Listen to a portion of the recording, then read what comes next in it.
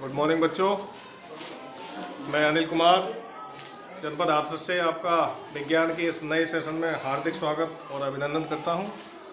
उम्मीद है आप मेरे द्वारा भेजी गई वीडियो के माध्यम से विज्ञान का ज्ञान अर्जित कर रहे होंगे और परीक्षा की तैयारी कर रहे होंगे।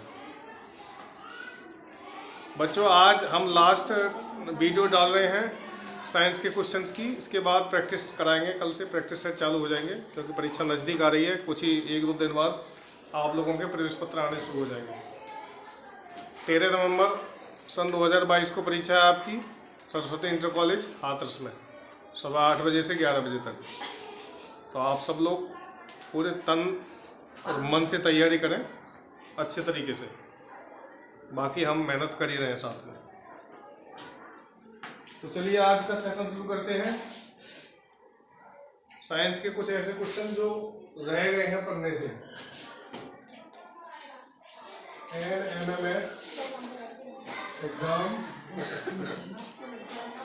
2022।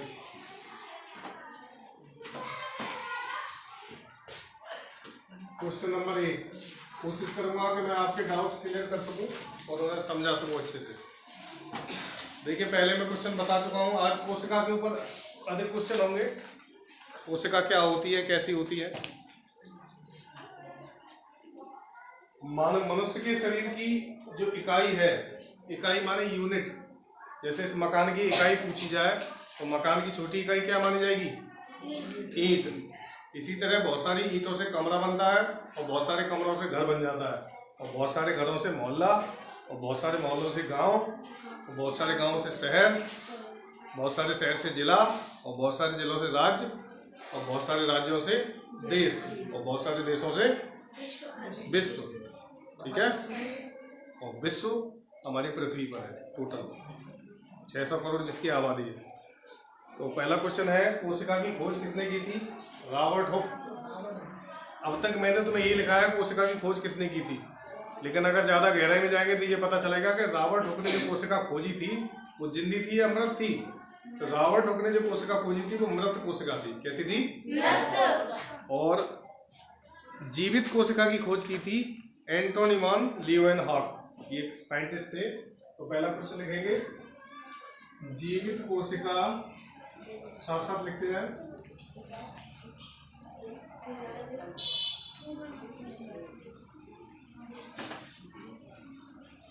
खोज किसने की? आंसर लिखेंगे Antony van लीeuwenhoek।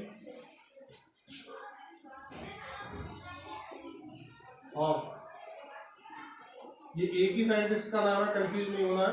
Antony van Leeuwenhoek. इन्होंने जीवित यानी जो लिविंग सेल है उसकी खोज की थी और रॉबर्ट हुक ने मरी हुई कोशिका की खोज की थी, लेकिन कोशिका उन्होंने पहले खोज ली थी।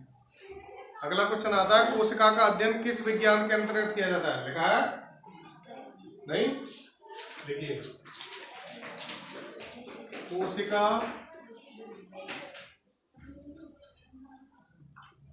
का अध्ययन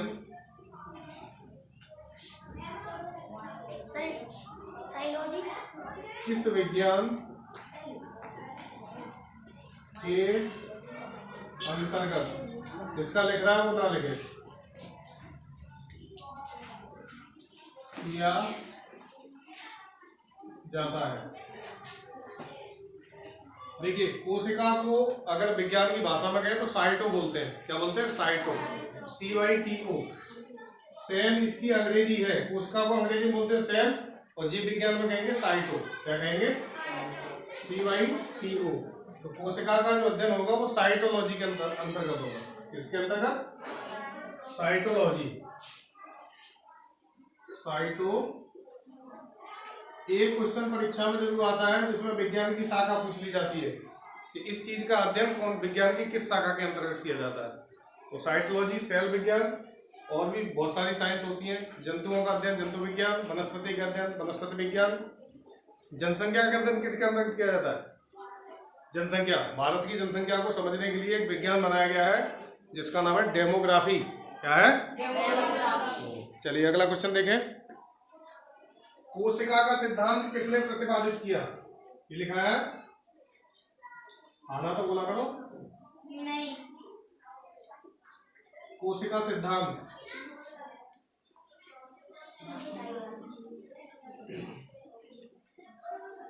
किसने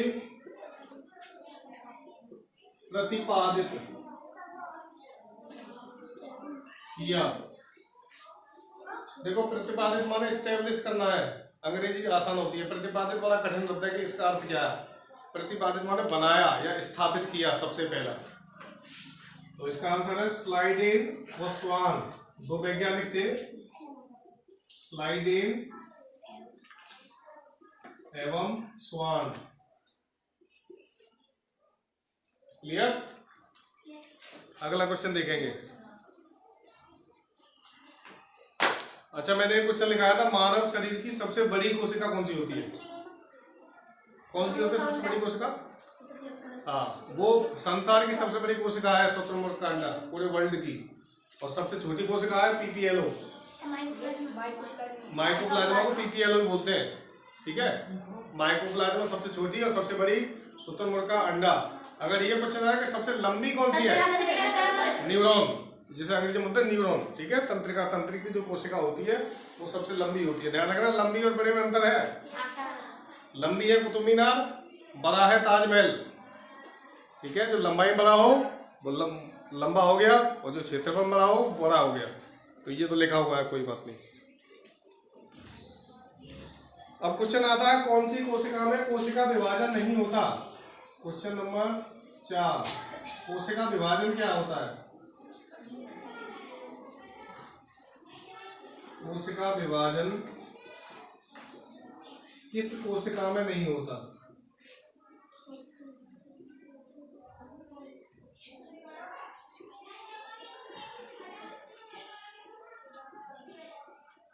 देखिए, सेल डिवीजन क्या होता है समझ लें थोड़ा सा। जैसे हमारे कहीं चोट लग जाए, कट जाए, तो जैसे ही कटेंगे हम, उस जगह की कोशिकाएं टूट जाएंगी और टूटी हुई कोशिका नई कोशिकाओं का निर्माण करने लगेंगी। तो आधे को तो वहां भेज देंगे जहां पर कोई टूटी जगह है उसको भरने के लिए, और आधे में खुद डेवलप हो जाएगी। उसी को बोलते हैं कोशिका विभाजन। कोशिका कटने के बाद दो भागों में कट जाती है। तो ऐसी कौन सी कोशिका है जिसमें विभाजन नहीं होता? विभाजन नहीं होगा इसका मतलब वहां की चोट सही नहीं होगी।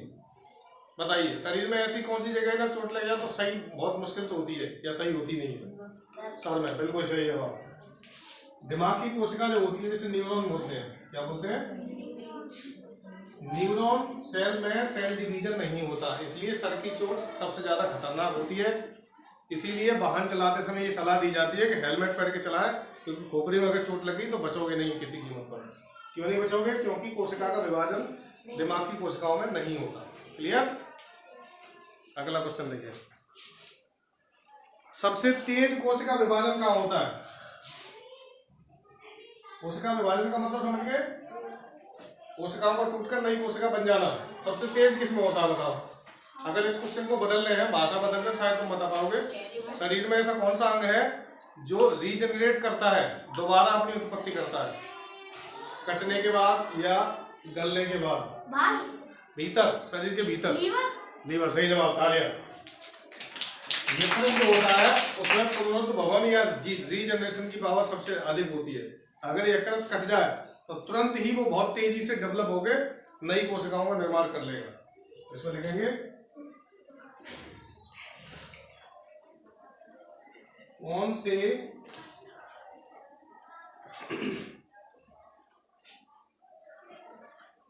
लिखेंगे कौन सबसे तेज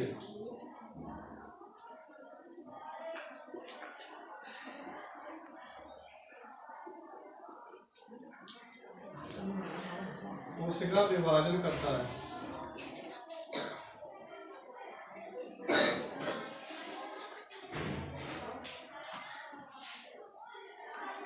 आंसर है यकृत या लीवर।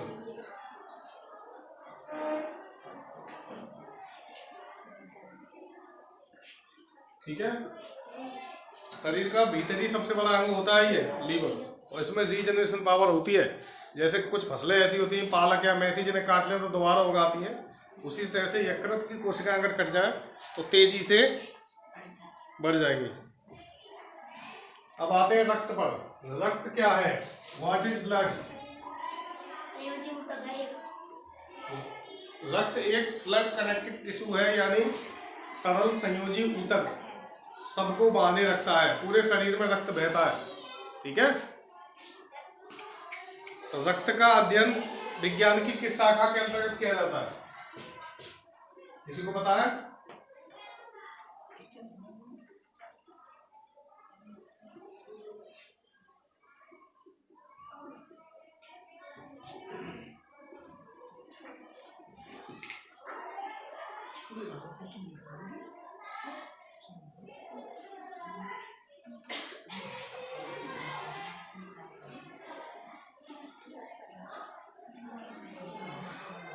बातचीत ना करें। आंसर, रक्त में एक प्रोटीन पाया जाता है जिसे बोलते हैं हीम। क्या बोलते हैं? हीम। इसी से मिलकर हीमोग्लोबिन बना है, ठीक है। क्या बना है? रक्त का, खून का रंग लाल हीमोग्लोबिन के कारण ही होता है, ठीक। इसी से बना है हीमेटोलॉजी। क्या बनेगा? रक्त का अध्ययन होगा हीमेटोलॉजी। हीमेटोलॉजी एक डिसीज, एक विज्ञान की शाखा है, उससे ही उसमें रक्त का अध्ययन किया जाता है। अभी अभी हमारे फादर को जो डिसीज हुई थी उसका नाम था हीमेटोमा। क्या नाम था? हीमेटोमा। इसमें क्या होता है कि मस्तिष्क की जो कोशिकाएं होती हैं उसमें अगर कहीं चोट लग जाए तो इसमें ब्लड भरने लगता है, रक्त स्त्रावित हो जाता है, जिस वजह से शरीर में लकवा जैसी स्थिति हो जाती है। और क्योंकि दिमाग की कोशिकाओं में सेल डिवीजन तो होता नहीं है, तो अगर कोशिकाओं में कोई भी चोट लगेगी तो वो बहुत तेजी से शरीर पर असर दिखाएगी। तो हीमेटोमा डिसीज में एक साइड में खून बढ़ने पर लेफ्ट साइड के अंग काम करना बंद कर देते हैं, और ऑपरेशन से इस खून को निकाला जाता है यहाँ से, खोपड़ी का पीस काट के, और फिर वापस व्यक्ति धीरे धीरे ठीक होने लगता है, मेमोरी पर असर पड़ता है। तो हेमेटोलॉजी समझ गए, रक्त का अध्ययन हेमेटोलॉजी के अंतर्गत, ठीक है। अच्छा, मैंने एक क्वेश्चन लिखा है कि मनुष्य के शरीर में कितना रक्त पाया जाता है? कितना? हाँ, अब अगर मेल और फीमेल में अलग अलग पूछा जाए कि पुरुष में कितना होता है और महिला में कितना होता है, ये लिखा है? नहीं। तो पुरुष में पाया जाता है 5.5 लीटर खून, और महिला में पाया जाता है 5 लीटर, आधा लीटर कम पाया जाता है महिलाओं को, ठीक है। तो 6 से 7 लीटर कॉमन क्वेश्चन है। अगर पूछा जाए कि कितना मनुष्य में खून पाया जाता है, 6 से 7 लीटर तक हो सकता है मैक्सिमम। और वयस्क मनुष्य का मतलब अडल्ट पुरुष जो होता है 30 साल से ऊपर का, उसमें 5.5 लीटर रक्त पाया जाएगा। लिख लीजिए इसको।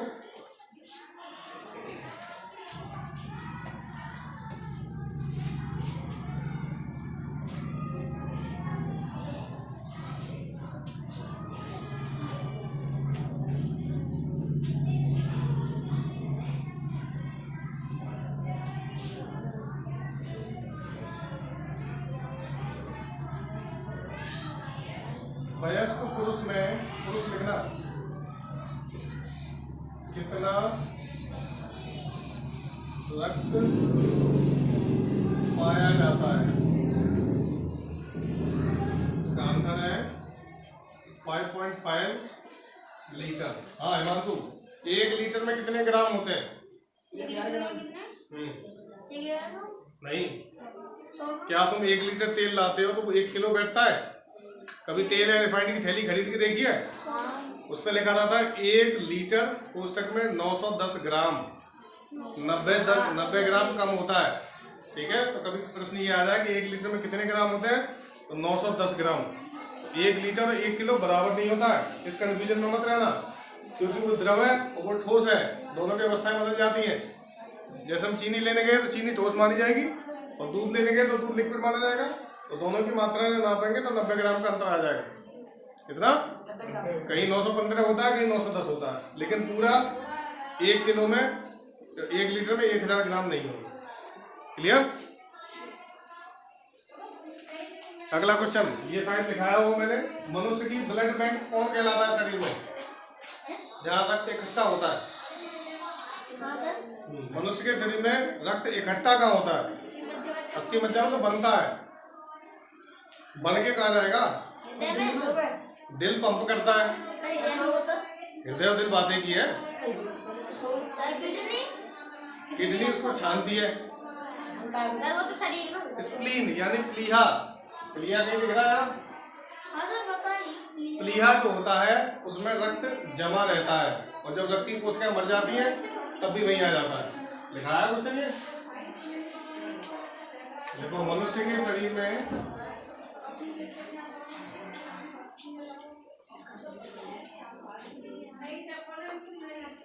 रक्त कहाँ इकट्ठा होता है, ठीक है? आंसर लिखेंगे प्लीहा या स्प्लीन। स्प्लीन अंग्रेजी बोलते हैं। ये ऐसे भी आ जाता है क्वेश्चन के शुद्ध रक्त मतलब रक्त इकट्ठा कहाँ होगा? प्लीहा में। और रक्त मर के कहाँ जाता है? वो भी प्लीहा है। तो अगर ये क्वेश्चन आ जाए कि रक्त का कब्रिस्तान कौन सी जगह है, वो भी प्लीहा। और रक्त की ब्लड बैंक, मनुष्य के शरीर में रक्त कहाँ इकट्ठा होता है, या इसको ना मनुष्य के शरीर की ब्लड बैंक। ब्लड बैंक जानते हो आप लोग, इसलिए सुनाइए शब्द रक्त बैंक। जैसे बैंक होती है उसमें क्या करते हैं, पैसे जमा करते हैं, ऐसे रक्त होता है उसमें रक्त जमा होता है, खून। जैसे हम अपना खून जो दान करके आते हैं वो उसी बैंक में रखा रहता है। तत्काल किसी को जरूरत पड़ा तो उसी ब्लड ग्रुप का खून लिया और चढ़ा दिया।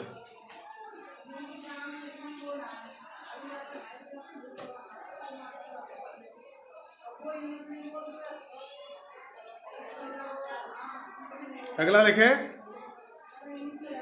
कोलेस्ट्रॉल के बारे में मैंने तुम्हें बताया कभी? हाँ सर। क्या होता है कोलेस्ट्रॉल? सर ज्यादा चिकनाई खाने से कोलेस्ट्रॉल बढ़ जाता है। तो चिकनाई को ही कोलेस्ट्रॉल बोलते थे।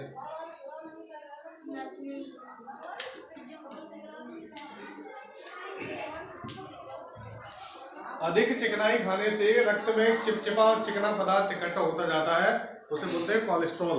क्या बोलते हैं? तो एक स्वस्थ मनुष्य के शरीर में कितने ग्राम कोलेस्ट्रॉल होना चाहिए? उससे अधिक होगा तो वो बीमार माना जाएगा। लिखिए, एक स्वस्थ मनुष्य के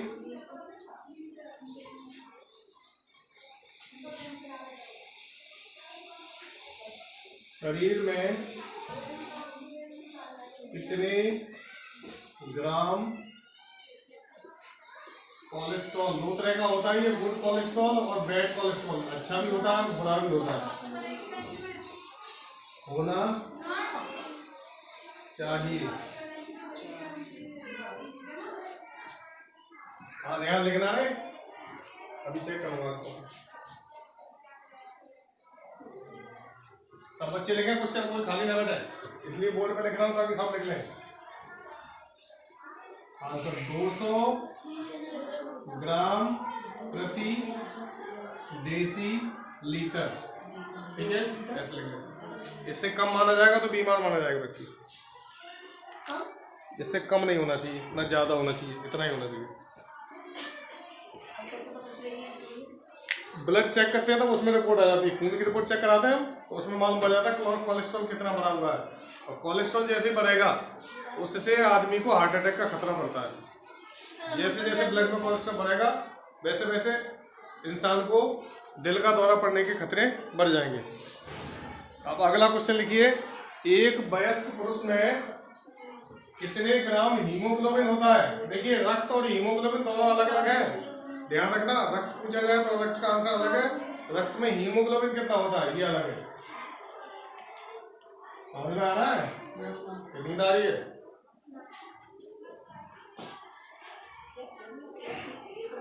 एक वयस्क पुरुष में, वयस्क का मतलब जानते हो?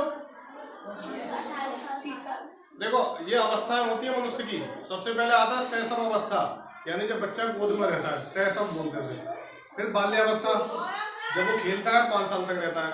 फिर बाल्यावस्था के बाद आती है किशोरावस्था, 18 साल से 22 साल के बीच, या 13 साल से 22 साल के बीच। और किशोरावस्था के बाद जो अवस्था आती है वो होती है वयस्क अवस्था, यानी अडल्ट हो जाता है वो, तब परिपक्व लड़का या लड़की बन जाते हैं, समझदार जैसे बोलते हैं। ठीक है, तो उसी व्यक्ति में सारे आंकड़े चेक किए जाते हैं जो वयस्क होता है। तो एक वयस्क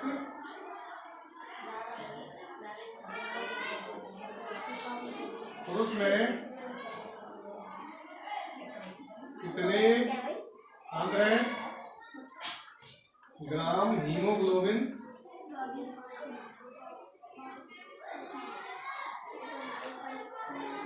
पाया जाता है? समझ आ जाएगा क्या क्लास में? 14 ग्राम प्रति डेसीलीटर। कितना? 14 ग्राम प्रति DL यानी डेसीलीटर। डेसीलीटर। अगला क्वेश्चन देखें।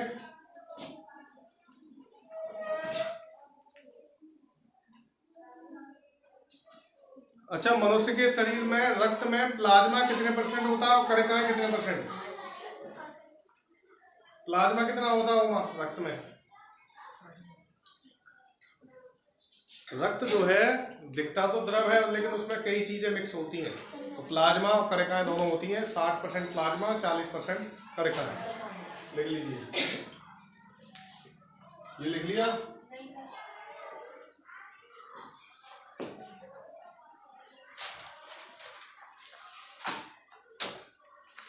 देखो ये वाली संधि जो मैं तुम्हें पढ़ाने जा रहा हूँ तुम्हें मालूम है इसका आंसर, लेकिन हिंदी में नाम अलग है। ठीक है, कंदुक खल्लिका संधि किस में पाई जाती है? कंदुक खल्लिका, ये शुद्ध हिंदी है। और इसको अगर थोड़ा सादा हिंदी में करें तो गेंद गड्ढा संधि कंधा में। ये आराम समझ में आ गया? अब परीक्षा में यही भाषा आएगी, कंदुक खल्लिका। कभी कभी शुद्ध हिंदी में बच्चों को भरमाने के लिए कि ये कंफ्यूज हो जाए, इसलिए ऐसी भाषा दी जाती है। कंदुक माने धनकुटा देखा वो, खल्लिका माने ओकली, जैसे एक दूसरे में फिट हो जाते हैं ना वो, उसी तरह से उसको कंदुक खल्लिका बोलते हैं। या गेंद गड्ढा संधि अंग्रेजी में ball and socket joint. Ball और सॉकेट, इसका सबसे अच्छा एग्जाम्पल है प्लास्टिक वाली गुड़िया, देख लेना। उसकी जो बाएं हाथ पैर जुड़े रहते हैं वही होता है बॉल सॉकेट जॉइंट। और ये 360 अंश घूम जाता है हमारा हाथ और पैर भी। कुछ लोग तो पैर घुमा लेते पूरा। हाँ, अच्छा, रक्त का कार्य क्या होता है? तो ऐसा ऑक्सीजन को भरना है ना, बस एक ही काम, शरीर को स्वस्थ रखना। हाँ, परिवहन हो तो गया वो। परिवहन माने रक्त के 3 कार्य होते हैं। देखिए रक्त का क्या कार्य है? शरीर को एक्टिव रखना।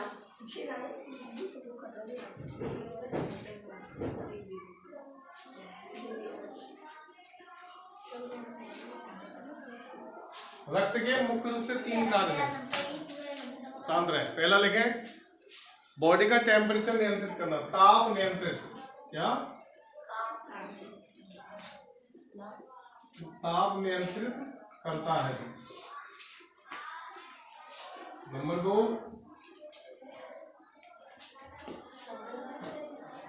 पोषक पदार्थों का परिवहन करता है। केवल गैसों का ही नहीं, पोषक पदार्थों का भी। जैसे भोजन हम खाएंगे उसमें जो भी पोषक पदार्थ होंगे उनका लाना ले जाने का।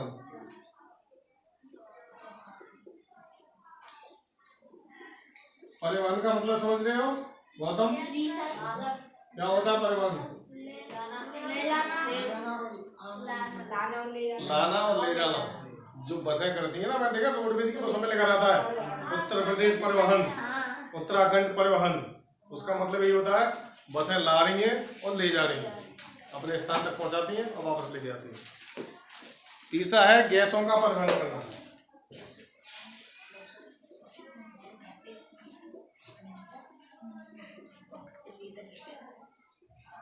देखो बच्चों, मैं इतने सारे साइंस के क्वेश्चन तो मैं लिखा चुका हूँ, लेकिन फिर भी विज्ञान अभी उसका मात्र 1 या 2% ही मैं पढ़ पाया हूँ। साइंस बहुत बड़ी है, उसको हम कभी भी नहीं पूरा पढ़ सकते।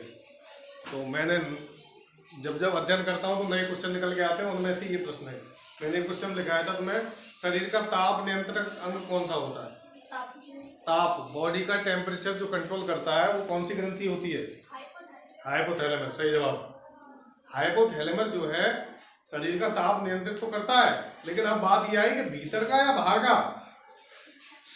शरीर में दोनों जगह टेम्परेचर होता है। बाहर का ताप नियंत्रित करता है हाइपोथैलेमस, और अंदर का टेम्परेचर नियंत्रित करता है थैलेमस, केवल थैलेमस। ये मस्तिष्क में पाई जाती है ग्रंथियां। क्लियर है? इसको भी लिखाएंगे। अब रक्त में प्लाज्मा कितने प्रतिशत पाया जाता है? अगला क्वेश्चन लिख लिया है। प्लाज्मा क्या होता है? कोई पजामा तो नहीं समझ रहा?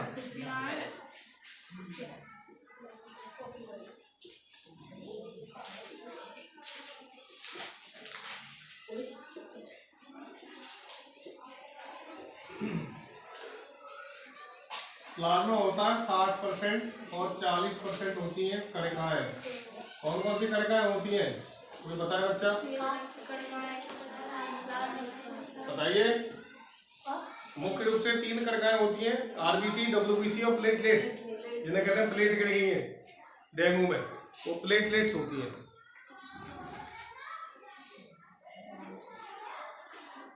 अब प्लाज्मा क्या होता है इसे समझ लीजिए। What is plasma?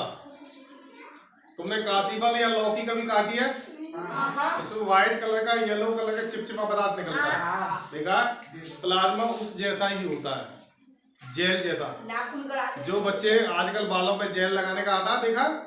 वो ना गोंद होता है, ना पानी होता है, ना द्रव होता है, अर्ध ठोस होता है। उसे हाथों में लेते हैं, चिपक लेते हैं बालों पे, वो होता है जेल। तो जेल जैसी आकृति होती है प्लाज्मा की, प्रवृत्ति। सॉरी, 60% प्लाज्मा, 40% कणिकाएं, इनमें से ही हीमोग्लोबिन इन्हीं में होता है। अब आई संधि। खोपड़ी और दांतों में कौन सी संधि पाई जाती है? देखो, संधि मुख्य रूप से 3 प्रकार की होती है। सुन ले, लिखना बाद में। जब आप बड़ी कक्षा में पढ़ेंगे तो इनके विस्तार से समझ में आ जाएगा संधि होती क्या है। एक होती है अचल संधि, एक अर्धचल यानी आधी चलने वाली, और एक पूरी तरह से चलने वाली संधियां। माने जॉइंट्स 3 तरह के होते हैं। कुछ जॉइंट तो ऐसे होते हैं जो परमानेंट होते हैं, वो चलते ही नहीं कभी। जैसे दांत और मसूड़ों का जॉइंट हिलता है कभी? खोपड़ी की जो हड्डियां होती हैं, आपस में 8 हड्डियां होती हैं, वो जुड़ी रहती हैं। फाइब्रस जॉइंट बोलते हैं उन्हें। क्या बोलते हैं? या अचल संधि, अचल संधि या फाइब्रस जॉइंट। अब फाइब्रस जॉइंट समझिए तो क्या होता है। कॉमन भाषा में आपने कंडा देखा है? पाते ही होंगे कुछ लोग, ठीक है? तो कंडे में फाइबर मिला दिए जाते हैं, यानी भूस। किस लिए मिलाते हैं? ताकि कंडा आसानी से टूटे नहीं, वो जुड़ा रहे। या जब हम मिट्टी का चूल्हा बनाते हैं तब भी उसमें भूस मिलाया जाता है, ताकि मिट्टी के जो मॉलिक्यूल्स हैं वो आपस में उन फाइबर के द्वारा जुड़े रहें। इसी तरह जो क्रेनियल कैविटी होती है, मनुष्य की खोपड़ी, वो 8 अलग अलग हिस्सों में जुड़ी होती है, जिसे बोलते हैं अचल संधि। अचल संधि। और बारीक बारीक धागे से होते हैं, उसी की ज्वाइंट होती है, ताकि आसानी से खोपड़ी टूटे ना। और अगर टूट गई तो क्या होगा? खोपड़ी टूट जाएगी तो, क्योंकि कोशिकाओं में न्यूरॉन्स में रीजनरेशन होता नहीं है, विभाजन होगा नहीं। तो अगर खोपड़ी की ये अचल संधि इसीलिए जाती है कि पहले से ही मजबूत करके चल रहे हैं इसको, क्योंकि अगर ये टूट गई तो अंदर से सही होने का कोई चांस नहीं है, फिर इंसान मरेगा ही मरेगा। खोपड़ी और दांतों में कौन संधि पाई जाती है? लिखेंगे।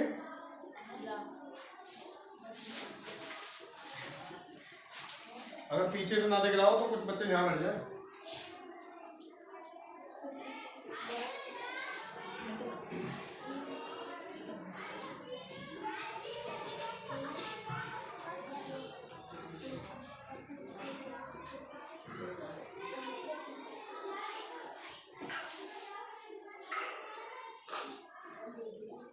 अचल संधि या फाइब्रस ज्वाइंट या फाइब्रस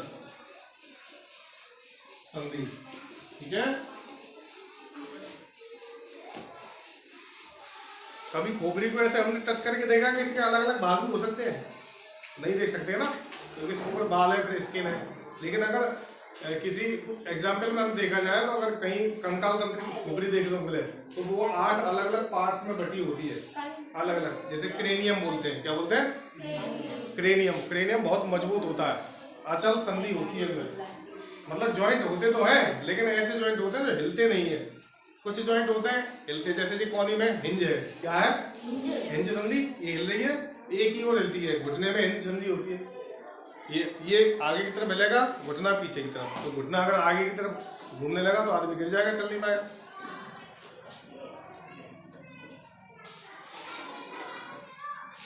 अब कंदुक खल्ले का तुम समझ गए हो, चाहो तो मैं लिखा देता हूँ, ठीक है। नाम आ गया तो फिर कंफ्यूज हो जाओगे क्या है ये। कंदुक खल्ले का संधि, विज्ञान को हिंदी में पढ़ना बड़ा कठिन है। इसमें पाई जाती है, अंश लिखेंगे कंधा, और कहाँ पाई जाती है, कूल्हा, इसे कूल्हा बोलते हैं। जांघ में होती है फीमर हड्डी, जांघ की हड्डी को और पेल्विक हड्डी को जो जोड़ता है वही तो कूल्हा होता है। यहाँ एक पेल्विक हड्डी होती है ऐसी,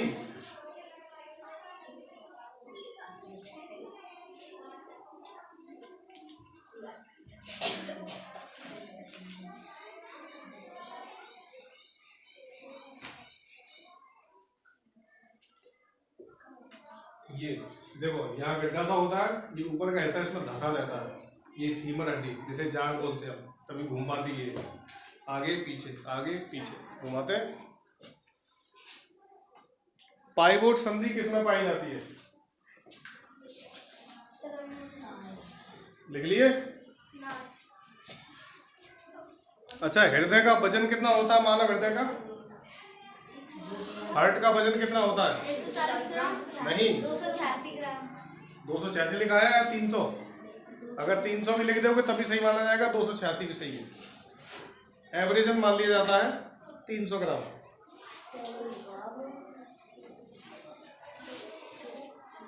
ऊपर के लिख लिए। अगर कोई क्वेश्चन रिपीट हो रहा है और किसी में कोई समस्या है तो उसको सही किया जा सकता है।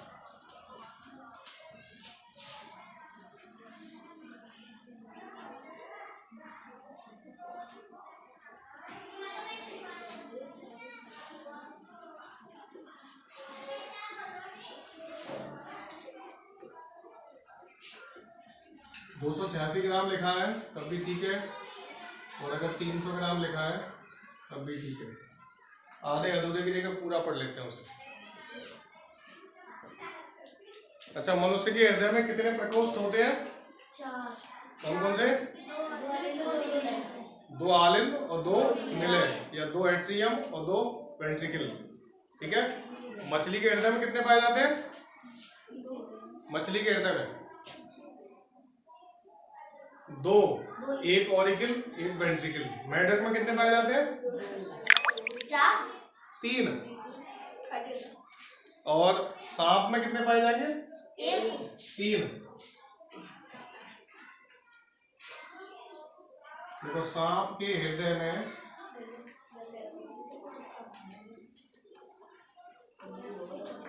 कितने प्रकोष्ठ?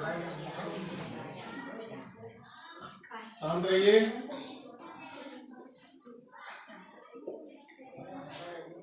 इसका आंसर है 3।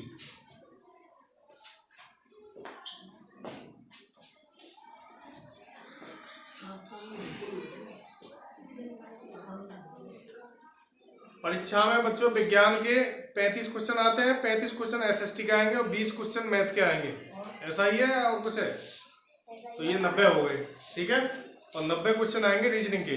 तो आप लोग रीजनिंग या तर्क शक्ति पर ज़्यादा ध्यान दें, जितना ज़्यादा हो सकता है, क्योंकि वो तुम्हें पास कराएगी। लेकिन इसका मतलब ये भी नहीं है कि हम केवल रीजनिंग ही पढ़ते रहें। रीजनिंग में भी पास होना है और एसएसटी में, साइंस में और मैथ में भी पास होना है, तभी परीक्षा पास होगी।